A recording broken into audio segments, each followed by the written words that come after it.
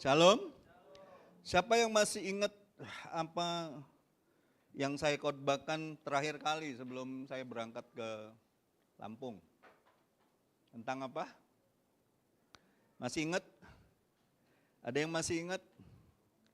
Tentang pelampiasan hati. Ya, bagaimana Daud ketika dia menghadapi persoalan yang berat dalam hidupnya, menghadapi tantangan, bahkan dia sempat pura-pura gila. Ada yang hari-hari ini sudah sempat pura-pura gila? Daud itu luar biasa, ya. Pada satu titik dia menyadari bahwa pertolongan itu cuma datang dari Tuhan. Amin. Saya akan meneruskan tentang bagaimana Daud jujur di hadapan Tuhan.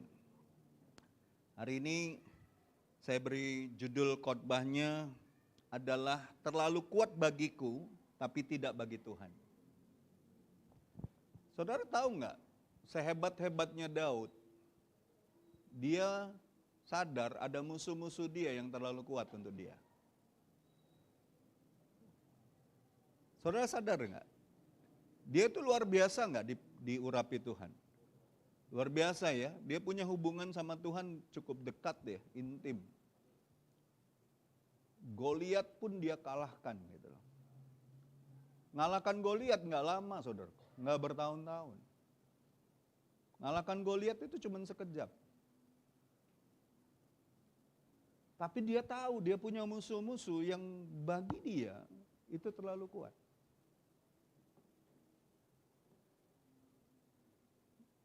Ya. Dan kita lihat apa yang dikatakan oleh Daud dalam Mazmur 18 ayat 1 dan 18, cuma 2 ayat. Kita baca sama-sama. 2, 3. Untuk pemimpin biduan dari hamba Tuhan, yakni Daud yang menyampaikan perkataan nyanyian ini kepada Tuhan. Pada waktu Tuhan telah melepaskan dia dari cengkraman semua musuhnya dan dari tangan Saul. Ayat 18. 2, 3. Ia melepaskan aku dari musuhku yang gagah, dari orang-orang yang membenci aku, karena mereka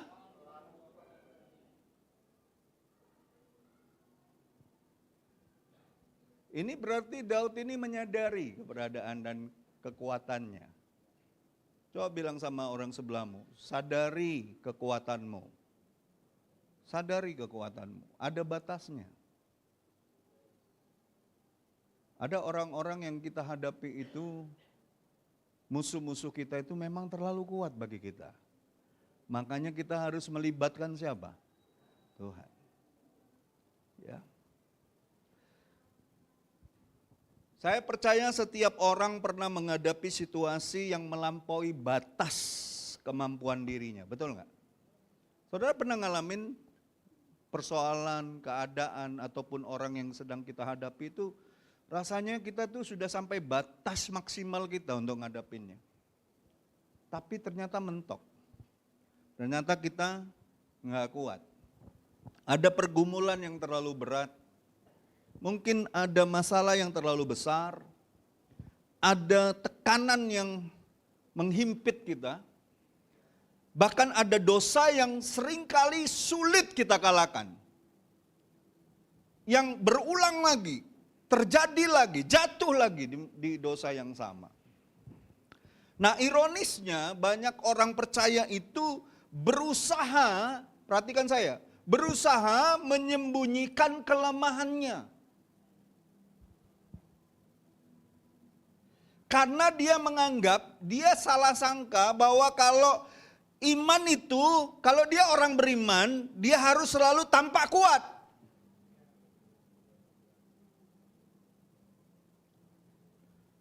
Saya mau tanya sama saudara, kurang iman apa Daud?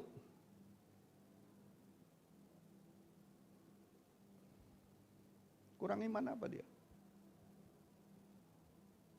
Dia lagi sendiri aja di padang belantara, membalakan 2-3 ekor kambing domba bapaknya, singa dan beruang datang, dia lawan kok. Dia gagah berani. dia ngandalkan Tuhan. Tapi di satu masa, di masa-masa tertentu dia sadar betul kekuatannya terbatas. Ada musuh-musuh yang dia anggap terlalu kuat bagi dirinya.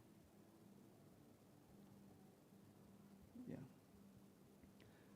Nah disinilah dari dua ayat ini, dari perikop ini, dari pasal ini, kalau saudara baca keseluruhan, Daud itu sedang menggambarkan, mengajarkan kita sesuatu yang berbeda. Dia tidak memulai dengan menunjukkan kekuatannya, tapi mengakui keterbatasannya. Ada amin Bapak Ibu? Pengakuan bahwa mereka terlalu kuat bagiku, itu bukan tanda kekalahan. Halo? Melainkan justru awal kemenangan dari apa yang Tuhan kerjakan dalam hidup dia.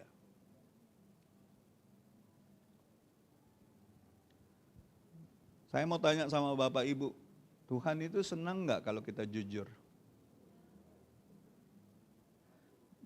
Baik aja Tuhan nggak mau kita pura-pura. Melakukan yang baik aja Tuhan nggak mau kita pura-pura. Apalagi kita tahu kita ada kelemahan. Seharusnya kita jujur sama Tuhan. Amin. Jangan terlalu sombong untuk menutupi kelemahanmu. Ingat, segala kemampuan kita, pikiran kita, pengalaman kita, itu semua terbatas.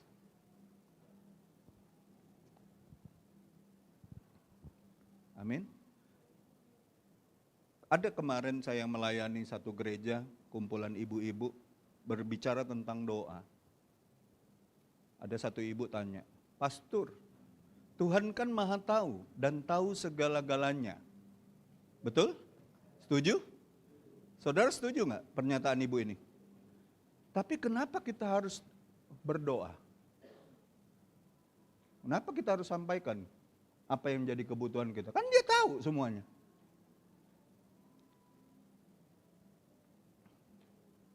Kan dia tahu semuanya. Kenapa kita harus ngomong lagi?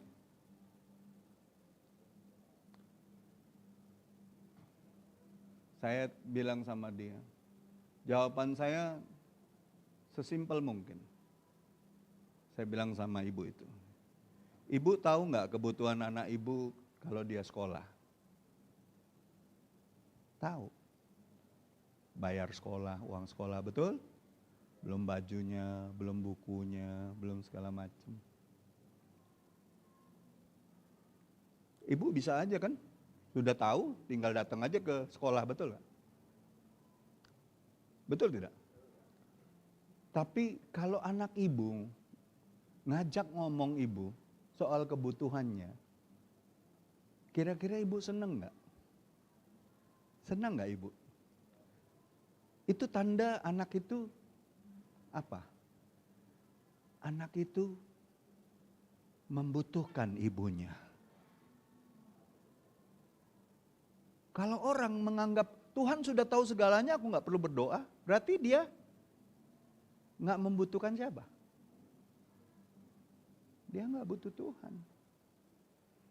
Dia anggap Tuhan hanya untuk memenuhi kebutuhan-kebutuhan.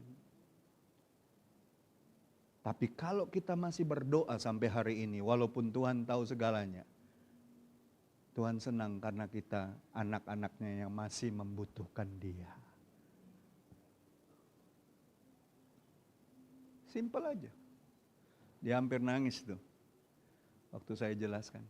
Ibu, kira-kira penjelasan saya bisa diterima?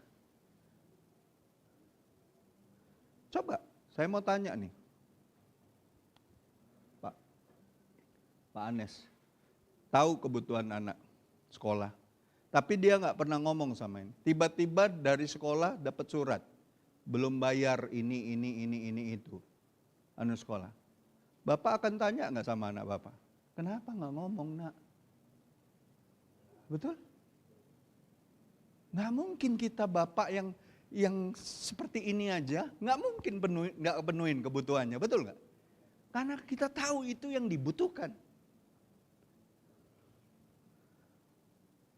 Kadangkala saya kasih tahu sama ibu-ibu di gereja itu, banyak orang berpikir terlalu rumit tentang berdoa.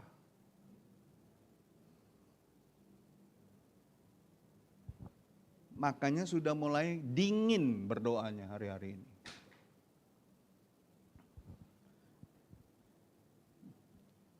Mental kita jangan seperti dunia ini. Kalau bisa dipersulit, kenapa dipermudah? Kalau Tuhan justru sebaliknya. Apa yang sulit, Dia ingin kita dipermudah untuk menyampaikannya. Kan Dia ngajarin kita doa tidak bertele-tele, betul? Straight to the point. Ngomong apa adanya. Tapi aneh hari-hari ini, orang lebih senang mempersulit dirinya. Padahal Tuhan itu ingin kita simple, katakan simple. Simple aja sama Tuhan. Modal kita ini percaya. Modal kita ini anugerah Tuhan. Amin. Ada amin Bapak Ibu? Ya, jadi pengakuan mereka terlalu kuat bagiku itu bukan tanda kekalahan. Melainkan awal dari kemenangan yang Tuhan mau kerjakan dalam kehidupan Daud. Jadi poin yang pertama saya mau kasih tahu, iman yang dewasa, perhatikan baik-baik. Iman yang dewasa itu dimulai dari mengakui keterbatasan diri kita. Itu orang dewasa. Kalau orang anak-anak itu selalu ingin menang sendiri, ingin merasa dia kuat, lebih dari orang lain.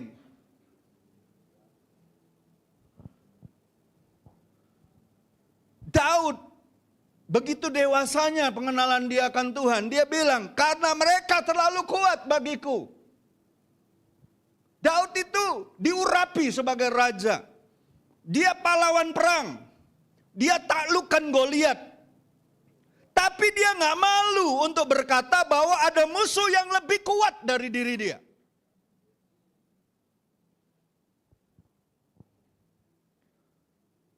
Dunia yang mengajarkan kita jangan terlihat lemah.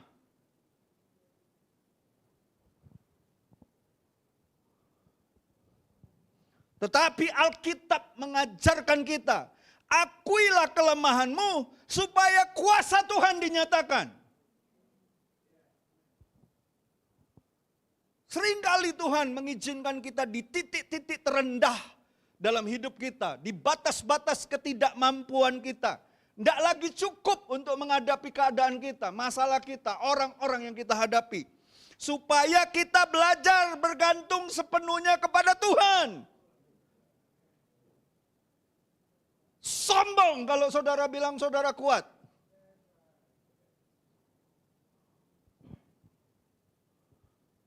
Kita ini rapuh. Kita ini lemah, kita ini daging. Butuh tiap hari dituntun dan dipimpin oleh Roh Tuhan. Oleh terang firman-Nya. Oleh arahan-arahan Tuhan. Jangan ngikuti cara-cara dunia. Ikuti cara Tuhan. Ada pergumulan-pergumulan dalam keluarga kita mungkin terlalu berat. Ada mungkin penyakit yang Tuhan izinkan terlalu sulit untuk disembuhkan. Ada tekanan pelayanan yang mungkin melelahkan kita. Ada dosa, ada kebiasaan buruk yang mungkin sulit untuk dipatahkan. Saya kasih tahu, mengakui kelemahan bukanlah kegagalan iman. Justru itu tindakan iman. Ada amin saudaraku? Itu tindakan iman kita, kita ngakui kelemahan kita.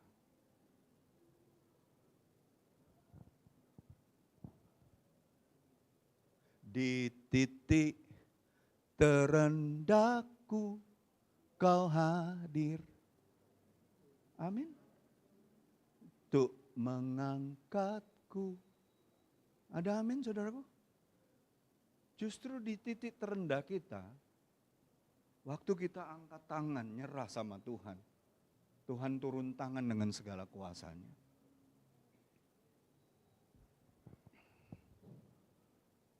Siapa yang sini jago berenang? Jago makan? Nggak ada yang ngaku, ada yang ngaku. Siapa yang jago berenang? Yang jago betul berenang.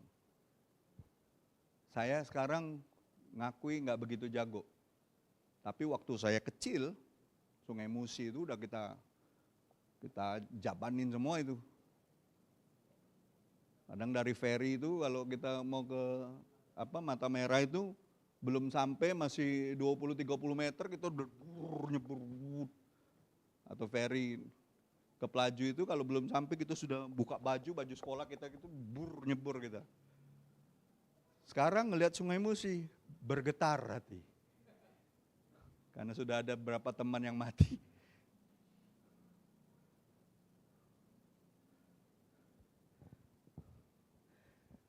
Nah, orang kalau dia tenggelam, dia tidak akan tertolong. Kalau dia lagi berenang dan hampir tenggelam, dia tidak akan tertolong kalau dia berusaha menyelamatkan dirinya sendiri. Tetapi ketika dia menyerah, dia ulurkan tangan. Nyerah nih. Orang juga mau nolongnya. Karena apa? Kalau dia masih, saudara sehebat-hebat saudara berenang, cobalah tolong orang yang lagi kayak gitu, berusaha menyelamatkan diri. Ikut ditariknya saudara ke bawah. Saya pernah ngalamin, itu di kolam renang. Apalagi kalau di sungai. Jangan coba-coba kalau di Sungai Musi, kalau sudah arus bawah itu selesai saudara. Makanya kalau di Sungai Musi, berenang itu harus cepat. Arus bawahnya kencang. Saya pernah baptis anak Papua di bawah Musi 2 itu, hampir ke bawah dia. Kencang sekali. Jadi Bapak Ibu, saudara-saudariku yang terkasih, demikian juga Tuhan. Ketika kita berhenti berusaha bersandar dengan kekuatan kita sendiri, berusaha nolong diri kita sendiri, di saat itulah Tuhan mulai turun tangan untuk kita. Charles Haddon Spurgeon katakan gini, kelemahan manusia adalah kesempatan bagi Allah untuk menunjukkan kekuatannya. Jadi bilang sama sebelah-sebelahmu, nggak usah ecak-ecak kuat kau. Kalaupun kita kuat hari ini, itu karena anugerah Tuhan. Bukan karena kita kuat.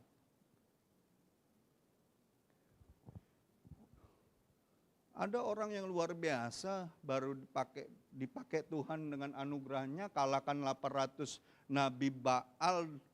Betul nggak? Nabi-nabi palsu itu betul.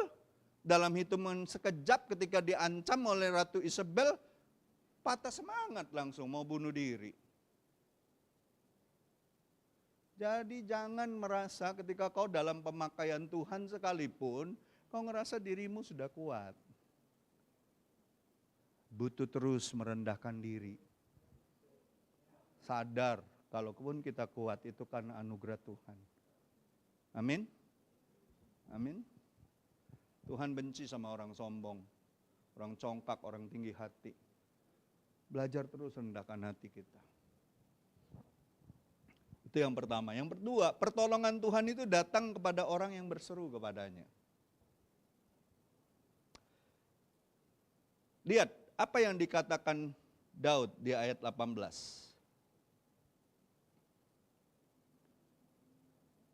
Apa yang dikatakan Daud? Dia bilang apa? Ia melepaskan aku dari musuhku yang kuat. Ia itu siapa? Tuhan. Fokus Daud tidak lagi kepada besarnya musuh, tetapi kepada kebesaran Allah.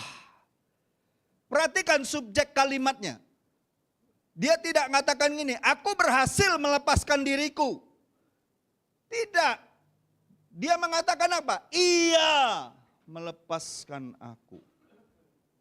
Keselamatan kita bukan selalu dari kekuatan kita. Itu semua inisiatif dari Tuhan.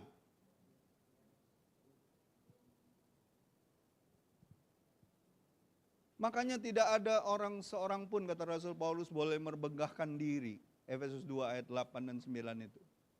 Tidak seorang pun boleh merbegahkan diri akan keselamatannya. Itu semua anugerah Tuhan. Kasih karunia Tuhan. Inisiatif Tuhan. Nah, seringkali kita ini terlalu sibuk untuk cari jalan keluar. Cari jalan keluar sendiri. Lupa untuk cari Tuhan terlebih dahulu. Jangan cari-cari jalan sendiri. Cari Tuhan. First thing first. Carilah Tuhan. Dia berkenan untuk ditemui oleh engkau. Kau itu anaknya. Amin. Ketika kita ngadapin masalah, jangan ngandalin logika. Jangan ngandalkan relasi. Jangan ngandalkan pengalaman. Berserulah kepada Tuhan. Berserulah. Tuhan itu sanggup melakukan apa yang tidak sanggup dilakukan manusia. Jadi yang pertama kali kita harus tuh cari Tuhan. Tidak ada yang menghalangi kita untuk bisa cari Tuhan kecuali dosa dan kejahatan kita. Ada amin? Caranya bertobat. Minta ampun. Kalau kita tahu nih, ada yang menghalangi kita untuk berseru sama Tuhan. Bertobat. Jangan malu. Jangan gengsi. Akui kelemahan dan kesalahan kita.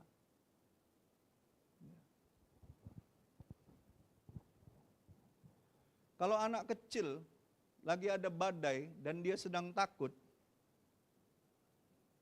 apakah dia berusaha untuk menghentikan badai? Dia akan cari siapa? Kalau anak kecil biasanya cari siapa? Cari bapaknya. Berusaha untuk peluk bapaknya. Berusaha atau peluk ibunya. Badainya berhenti enggak? Enggak. Tapi ketenangannya kembali. Begitu juga dengan kita. Waktu badai datang, masalah besar datang, segala sesuatu menghimpit kita. Cari Tuhan. Berseru sama Tuhan. Waktu kita merasakan kasih-Nya, dipeluk di dalam anugerah-Nya, dipeluk di dalam hadirat-Nya, disitulah letak ketenangan kita. Dalam tinggal diam dan duduk tenang, disitulah letak kekuatanmu. Itu kata Yesaya. Begitu juga dengan kita yang percaya kepada Bapa di sorga. Berlarilah kepada Dia, peluklah Dia. And I am run to you. Larilah ke Tuhan. Berserulah kepada Dia. Bermohonlah kepada Dia. Tak akan pernah dikecewakan kita oleh Tuhan. Amin. Tuhan gak pernah kecewakan kita. Tapi kalau kau berfokus kepada keadaanmu, pohon ara gak berbuah, pohon ini gak berbunga, kambing domba lepas galau. Cuman yang dilihat itu aja, yang hilang-hilang ini. Saudara pasti stres. Karena Habakuk bilang, aku mau beria-ria di dalam Tuhan. Di dalam Tuhan. Bukan di dalam keadaanmu. Ya. Awet Ozer bilang gini nih.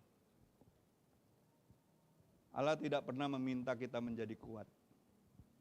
Ia meminta kita bergantung kepadanya. Amin. Amin. Biasanya kalau orang sudah merasa dirinya kuat, jadi lengah dia. Jadi sombong. Jadi merasa lebih dari orang lain. Bergantunglah terus sama Tuhan. Bergantung sama Tuhan. Dan yang terakhir, kuasa Tuhan atau kuasa Allah itu menjadi sempurna dalam kelemahan kita. Ingat, kuasa Dia sempurna justru dalam kelemahan kita. 2 Korintus 12 ayat 9. Ini kata firman Tuhan yang dituliskan oleh Rasul atas pewahyuan Roh Kudus. Cukuplah kasih karuniaku kepadamu, bagimu. Ini waktu Paulus sedang ngapain ini sebenarnya?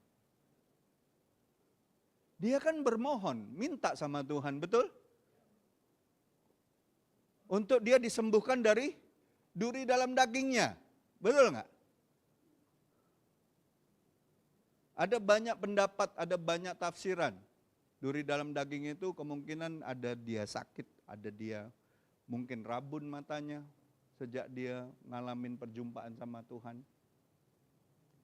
Tapi Roh Tuhan bilang apa? Cukuplah kasih karuniaku bagimu, sebab justru dalam kelemahanlah kuasaku menjadi sempurna. Saudara mau ngalamin kuasa Tuhan yang paling sempurna, sadari kelemahanmu.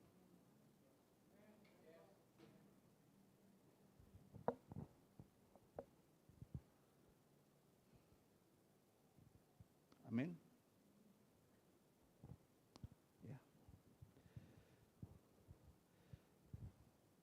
Saya mau kasih tahu, kelemahan bukanlah akhir cerita. Kelemahan adalah tempat Allah bekerja.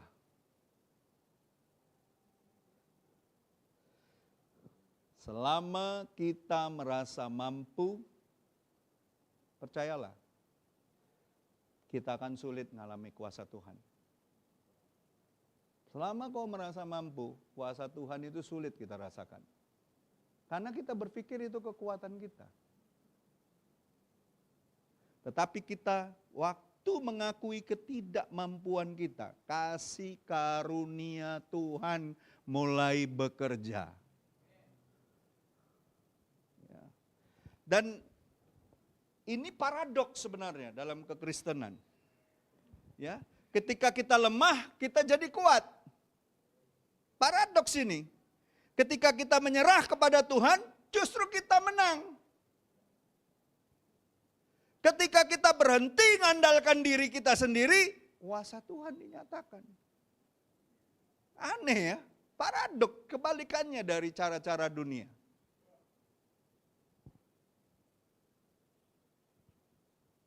Makanya kan dibilang salib itu kebodohan bagi dunia. Tapi hikmat Allah dinyatakan kepada orang-orang yang dianggap bodoh itu.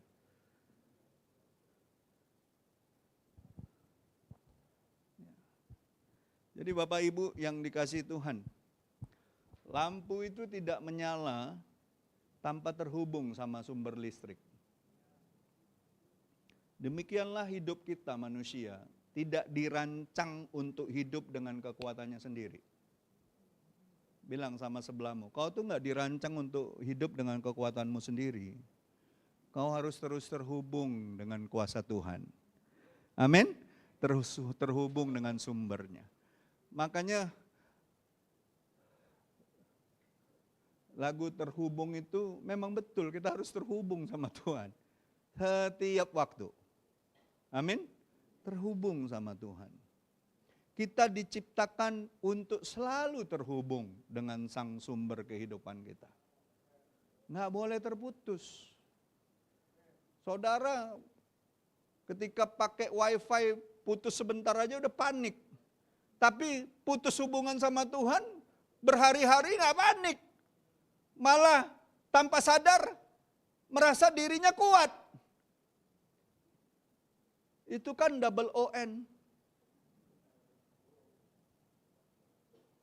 Kalau signal putus, cepat-cepat cari signal. Terputus sama Tuhan, nggak connect sama Tuhan, kelihatan tenang-tenang aja. Itu nggak benar itu. Emang HP-mu bisa bawa kau ke sorga?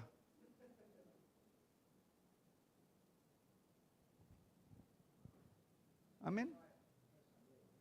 Mau nggak terhubung terus sama Tuhan? Justru saat kita paling lemah, disitulah kita sangat membutuhkan hubungan kita sama Tuhan. Ya, jangan menjauh.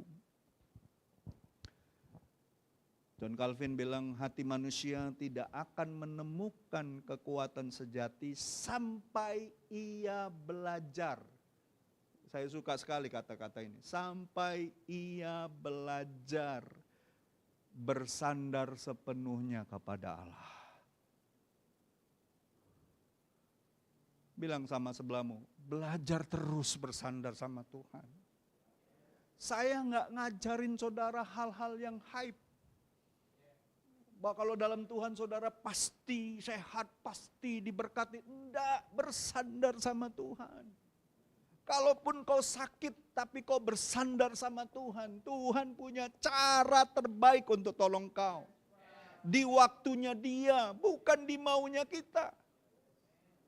Kalaupun kau saat ini dalam kesulitan keuangan, bersandar sama Tuhan. Dia janji burung aja Dia pelihara.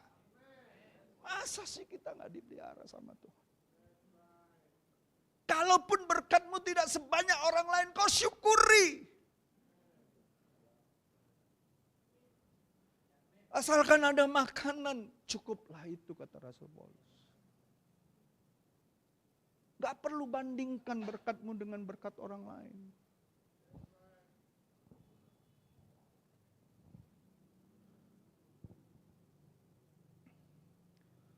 Bapak Ibu, saya simpulkan di sini. Setiap kita pasti punya Saul dalam kehidupan ini. Masalah yang terlalu besar, beban yang terlalu berat, mungkin musuh yang terlalu kuat.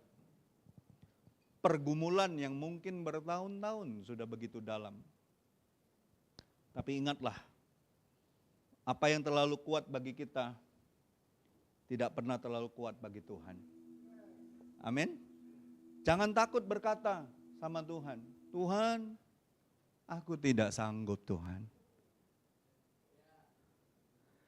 Sebab seringkali pengakuan kelemahan-kelemahan kita itu adalah awal dari mujizat Tuhan. Amin. Itulah awal. Ketika kekuatan kita berakhir, disitulah kuasa Tuhan mulai bekerja. Mungkin terlalu kuat bagi kita, tapi tidak bagi Tuhan. Mari kita tundukkan kepala kita. Terima kasih Tuhan. Terima kasih Tuhan.